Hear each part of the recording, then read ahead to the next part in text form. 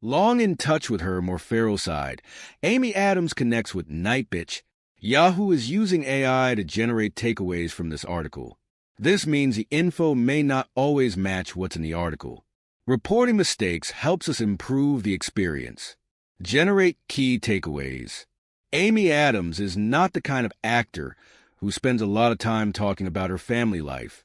You could be a fan of her shape-shifting work in Arrival or Sharp Objects and have no idea that she has been married to her husband, Darren Le Gallo, for nearly a decade, and that they share a 14-year-old daughter, Aviana. The nature of doing this film, and what I learned through it, has felt very personal, says a slightly groggy Adams.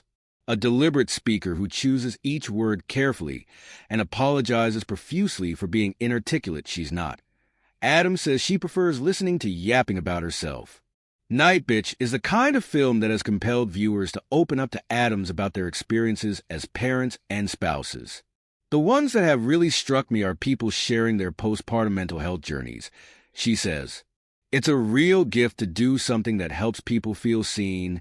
Adapted from the 2021 magical realist novel by Rachel Yoder that powerfully tapped into COVID-19 era rage of mothers across the country, Nightbitch has reductively been described as the movie where Amy Adams turns into a dog.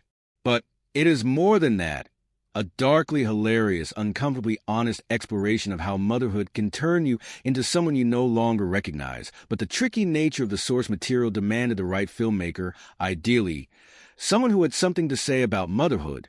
Adams was a fan of Heller's work, including 2015's The Diary of a Teenage Girl and 2018's Can You Ever Forgive Me? Funny, non-judgmental stories about difficult protagonists told with a distinctive visual style. Then I found out that she had just had a baby and was living in a cabin. Adams recalls of the director, who was then isolated with her family in rural Connecticut. I was like, if she gets this, she's really going to get this. Everything we connected about early on was about being mothers and wives and working women who are trying to balance art and our family lives, says Heller, who has 2 children